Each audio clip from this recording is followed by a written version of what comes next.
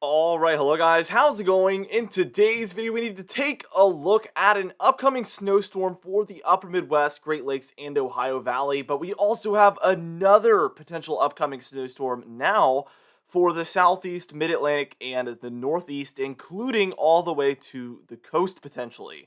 Wow, we have a lot to talk about today, guys, so we're going to get into it in just a moment.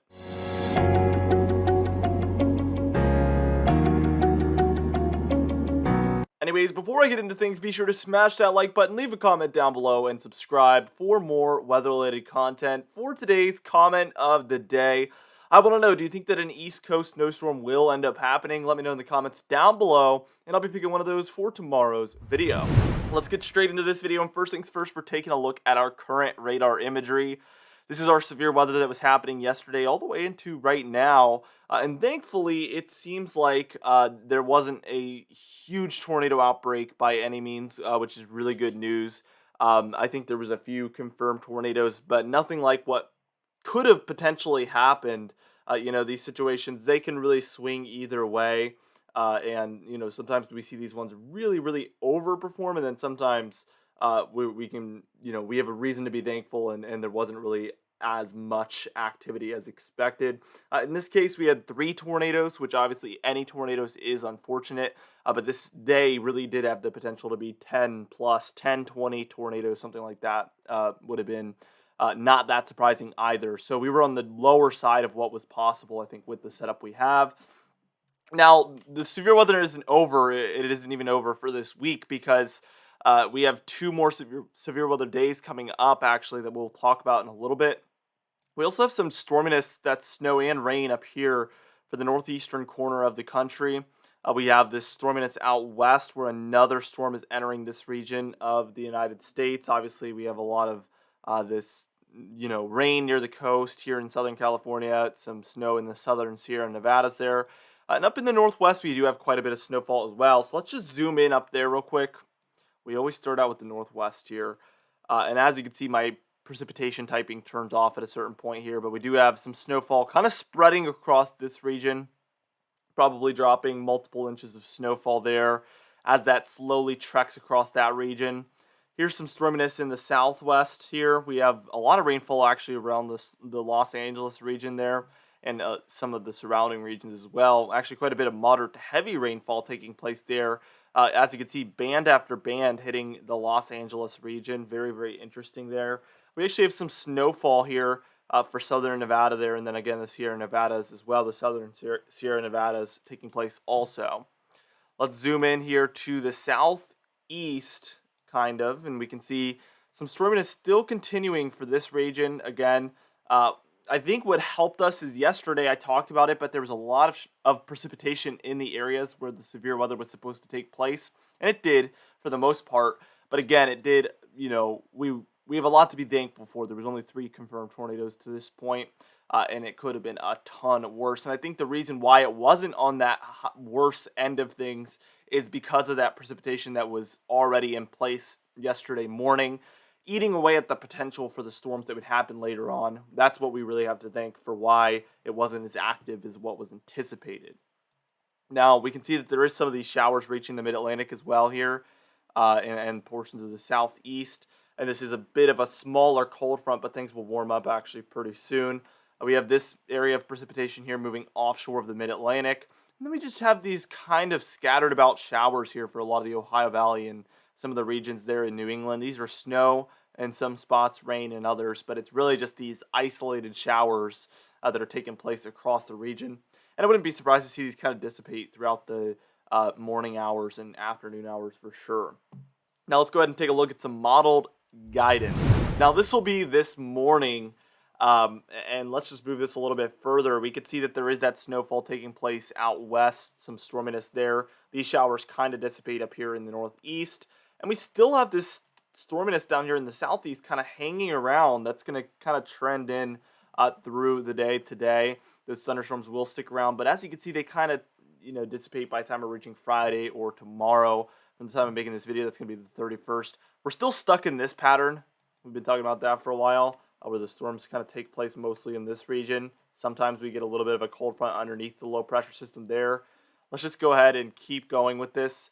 And this is when things get pretty interesting. January 1st. I talked about how we got into this terrible warm in the east pattern right around December 1st. And what's weird is it seems like that pattern is going to finally break up here on January 1st. So it's like a total, just 1 month, exactly 1 month of that pattern. And then we see this happen. What ends up happening here is instead of taking the normal, like, curve up route, that's what they've been taking. Let me change the color here so we can differentiate what we're taking a look at. This red route is what this storm's going to end up taking, as you can see.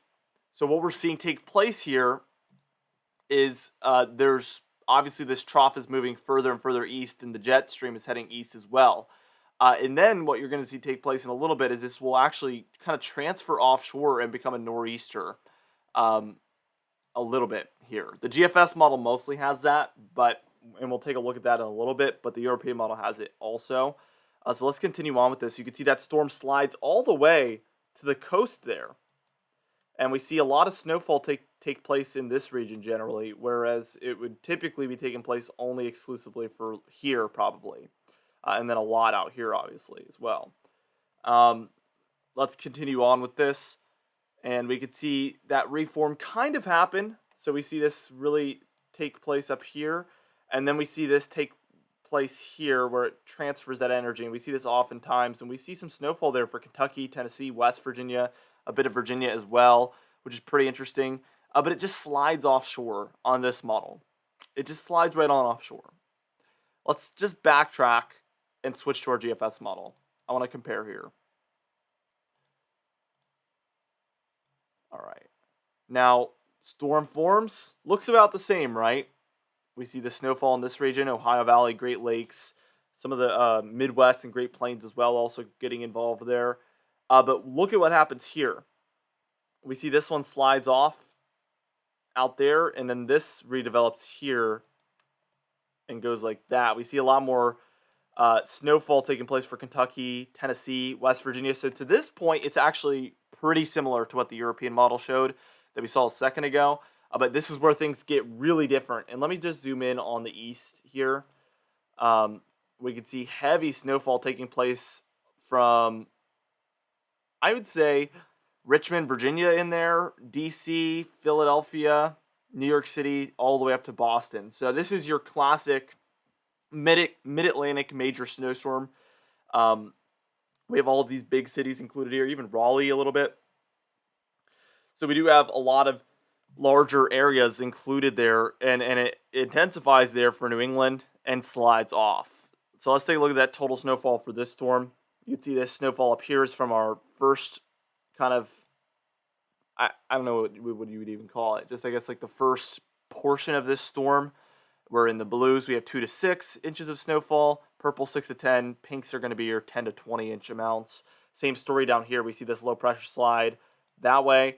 Blues are going to be your 2 to 4, or sorry, your 2 to 6 inches. Your purples are going to be your 6 to 10, and then pinks are going to be your 10 inches plus. We have a couple pockets of that going on in there as well, which I mean, especially with how this winter is gone, but really for any winter, I think 10 inches plus in the Mid-Atlantic would be considered a major snowstorm, obviously, especially around 1 foot or above. So I generally think this does have the potential to be a major snowstorm. But as we switch to our European model, obviously it's a huge difference. At 126 hours out, that's only 5 days. So this isn't a super long range forecast here. So we're going to have to watch and see, look, is the European model going to fold to what the GFS model is showing, or is the GFS model going to fold to what the European model is showing?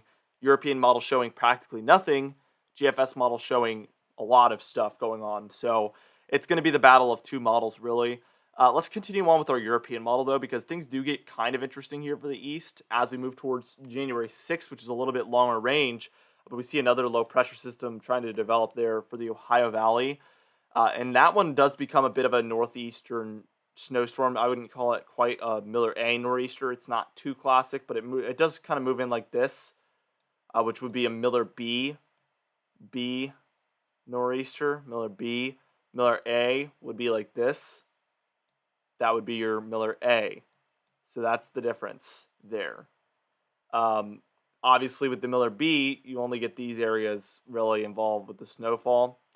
With the Miller A, you can get like for instance 2010, you can get this. I mean, you can get from the Florida Panhandle all the way up to northern Maine. You can get the entire East Coast involved with those ones. Anyway, that's your lesson of the day. So we do get a bit of a major snowstorm on this model as well for the East Coast. We do get the 2 to 6, 6 to 10 here in the purples, and then we get the 10 inches plus here. So it happens in a different way, but both models at this point do have a major snowstorm happening. And something I forgot to even check on is I didn't even check if our GFS model even has, let's see, does it even have that second snowstorm heading in? I guess it kind of does. That's a bit different. This is a cold front where we see the back end of it snowfall because it's so cold behind there, and then on the front end it's rain. But we do see a major trough really move in, and the GFS model goes much further, but we do eventually, really after January 1st, we get into a much more wintry pattern, which I think a lot of people would be happy about in general. So that is quite interesting. So we're watching both of these snowstorms closely. I forgot to take a look at the central United States, the total snowfall here on our European model. So I'm going to do that real quickly. Let me see. So in general, 2 to 6 inches of snowfall expected there in the blues, 6 to 10 here in the purples.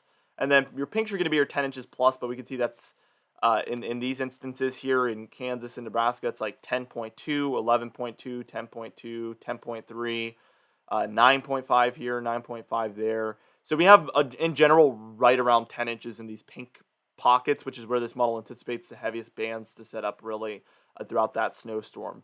So that's what we're expecting for that snowstorm, and then also there's the potential East Coast one as well. Now quickly here, let's take a look at our Storm Prediction Center because we do have 2 more days of severe weather expected upcoming. This one's going to be for Friday or tomorrow all the way through Saturday morning. We can see we have a slight risk of severe weather there from Texas and through a bit of southeastern Oklahoma, a bit of Arkansas, Tennessee, Mississippi, Kentucky, and a tiny bit of Missouri as well there. And that is where we expect scattered severe weather to be possible. Marginal risk is going to be a little bit more spotty. And then that lighter green areas are general thunderstorm risk, and that's where we don't expect any severe weather. Wind, we have a 15% chance there within the yellow, 5% chance there within the brown. This is all within 25 miles of a given location, by the way. Hail, same thing, except we get a little bit of an extension there on this western end. We add like 20 miles there. Just watch it. This is the hail. This is the wind. Hail, wind, wind, hail. Interesting. Tornadoes. 2% chance within 25 miles of a given location there. 5% chance there in the brown. So we're going to be watching for tornadoes as well, which seems to be the primary hazard with this threat as well. Now we also have a day 3 outlook that we need to pay attention to. We have a larger slight risk here, and this is going to be for Saturday, and that's going to be January 1st. So we're going to be watching for this one. Marginal risk there. Again, that's where spotty severe weather is possible. And then our slight risk here is where scattered severe weather will take place, and that's also where more major severe weather also becomes possible. And they've left room for an enhanced risk in there maybe. It just depends on how bad this day looks, but I wouldn't be surprised if Saturday goes up to an enhanced at least with how large they've left this slight risk region. And it just seems really amped at this point. But we're going to have to watch that very, very closely, obviously. So 2 severe weather days coming up. 2 potential snowstorms in the eastern half of the country coming up. There's a lot to talk about over the coming days, so be sure to tune in tomorrow, guys, for today's confidence tab. We're at a 4 out of 6. The severe weather I'm a lot more confident in than the snowstorms, but there's just generally a lot of things to talk about, and some I'm confident in, some things I'm not. That's why we're at that middle ground confidence. For today's patron highlight of the day, I want to thank you all for supporting the channel, but especially our Platinum patrons, Bill Crates, James Wade, Dovin Nagel, Lila Pan, Mandy Birchfield, Patrick Strickland, Dave Scott, and Donna Carnes as well. I would also like to thank our Diamond patrons, Bill Roberts, Marcus Connolly, Noah Harley, Michael Codelessa, Capite, Charles Stinnett, Bill Dallas, Gary's, and John Colisi also. I would also like to thank our channel members, Capite, Stephen Finn, and Jeremy Cox as well. Anyway, guys, thank you so much for watching this video. Be sure to smash that like button, leave a comment down below, and subscribe for more weather-related content. I'll see you guys in the next video.